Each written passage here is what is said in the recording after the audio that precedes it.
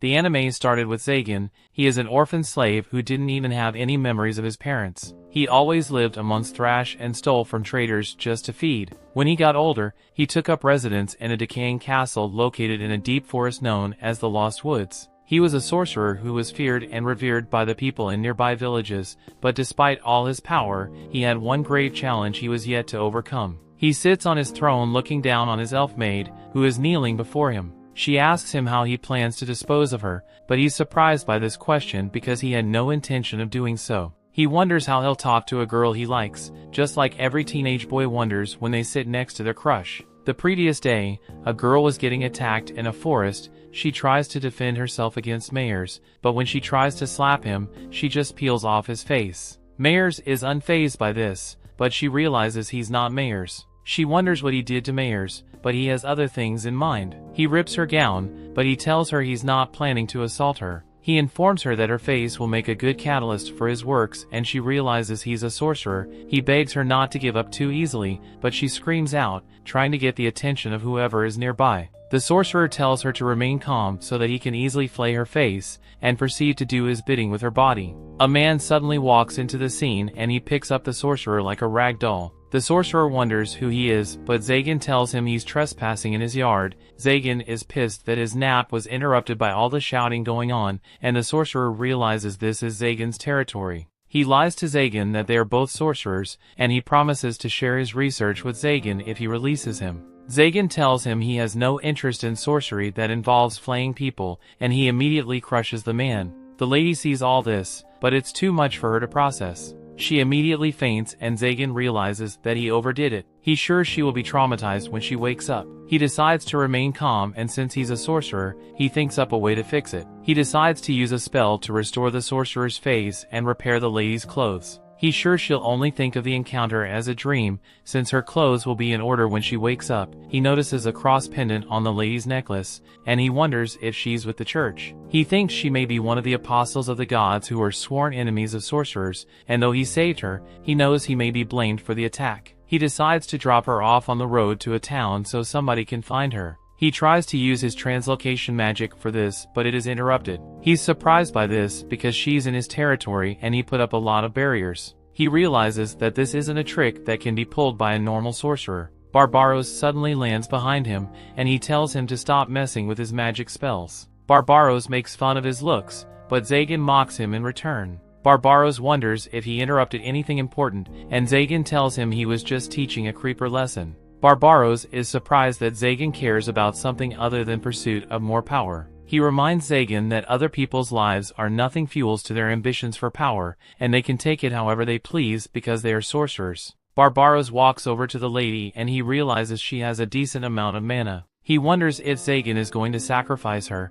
but he tells him that sacrificial sorcery isn't his style. He uses his translocation magic to teleport her away, which makes Barbaros sad because he wanted to use her if Zagen wasn't going to. Zagen informs Barbaros that he's going to bed because he was up late the previous night. He tells him to come back later if he needs something, but Barbaros isn't happy to hear this after coming from such a far distance. He tells Zagen he can always tweak his brain with adrenaline to keep awake, but Zagen tells him he doesn't want to look like him, who looks like a train wreck of a person. Barbaros reminds him that manipulating the body is a fundamental part of sorcery because it helps sorcerers live longer, with a limit of 1,000 years. Barbaros tells him that he has some interesting news which piques his interest. He informs him that one of the archdemons named Marcosius has lost his life. Earning the archdemon title gives sorcerers an incredible amount of mana and the authority to command lower-ranked sorcerers. Out of the 13 archdemons, the one who had lived the longest passed away recently.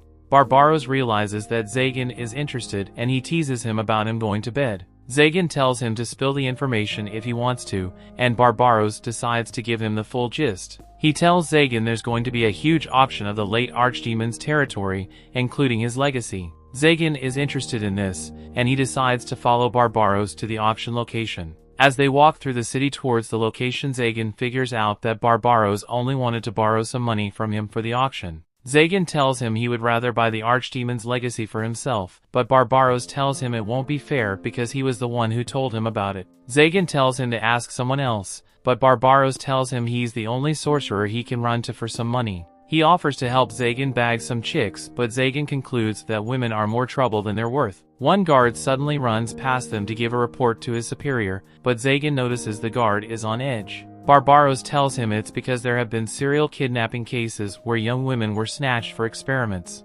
Zagan wonders why a sorcerer would do such a thing, since they would be picking a fight with the church. He wonders if the sorcerer would be summoning a demon, but he realizes it's a story of fairy tales. They proceed towards the underground arena, and Barbaros wonders if Zagan isn't suspected of the kidnappings. Zagan tells him there's no merit behind sacrificial sorcery, and Barbaros agrees with him because he has no friends to help him out anyway. They arrive at the arena where a crowd of sorcerers are gathered. Barbaros points out some high-level sorcerers, including Chimeris the Black Blade, Gourmet the Enchantress, and Veil for the Apparition. Zagan wonders if they are strong, and Barbaros tells him they are so strong that they are potential candidates to replace the late Archdemon. Barbaros tells Zagan he's also one of the prospective successors, and Zagan wonders who makes the call to determine the next Archdemon. Barbaros informs him that the surviving 12 Archdemons debate on the successor. Gourmet points out Barbaros to Chimeris, wondering who he is. Chimeris introduces him to her, but she recognizes Zagan because though he doesn't have a title, his name was brought up during the meeting to determine the successor. The auctioneer informs the sorcerers that they have come down to the final and most prized lot of the auction.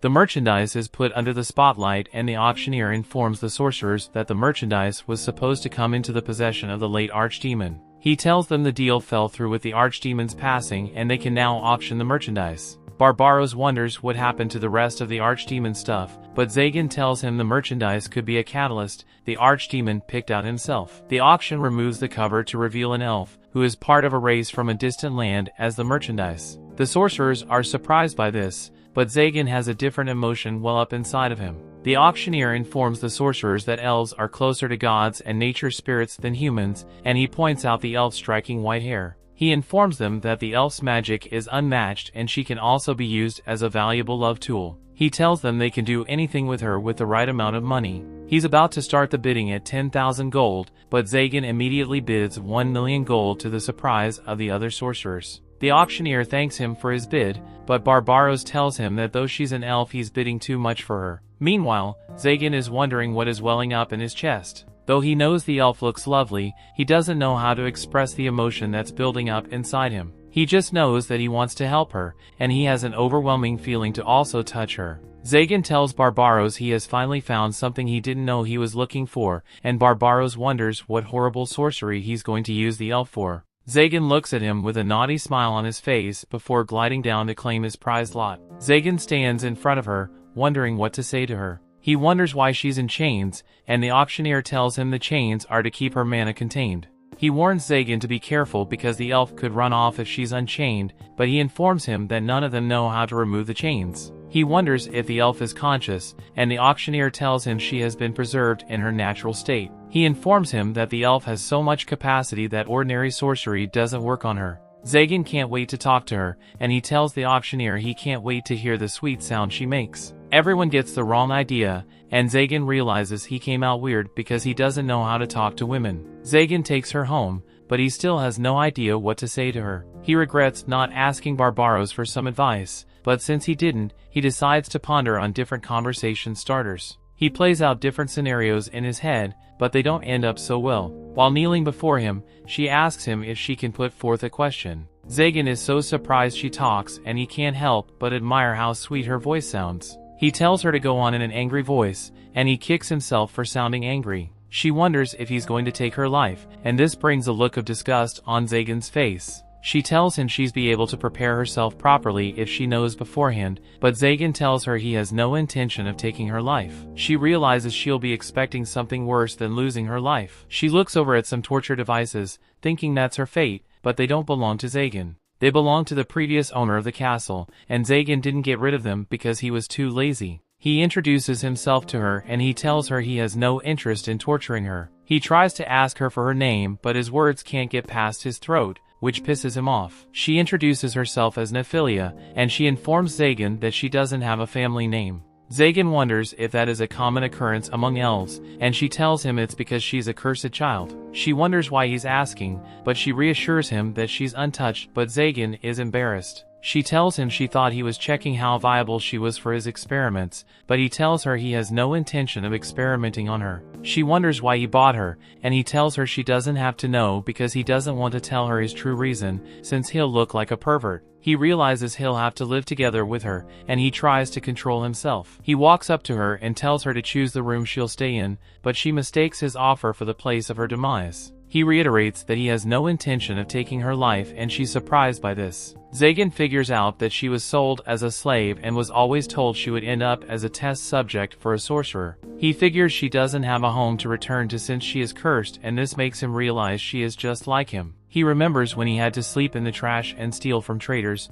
just to get through the day. That was how he earned his name when he was younger. He informs her that he bought her because he needs her, and she's surprised by this. He tells her to live for his sake, and she agrees. He decides to take her to her room, but while they're walking up the stairs she trips. Seinen catches her, but he warns her to watch her step. He subconsciously holds her hands till they get up the stairs, and when they arrive at the room, he opens the door. He tells her to manage the room, but he sees a guillotine sitting idly in the middle of the room. He quickly shuts the door, but Nephilia offers her head to him. He tells her the guillotine is used to protect the castle from airborne enemies. He decides to get rid of it, but Nephilia tells him she has never seen such destructive magic before. Seinen realizes he's too intimidating, and he blames his association with Barbaros. Nephilia decides to take in the view from her room balcony, and Seinen decides to join her. She decides to take the room because he prepared it for her. She thanks him, and Seinen is surprised because it has been long since he received thanks. She tells him that it has been long since she's given thanks.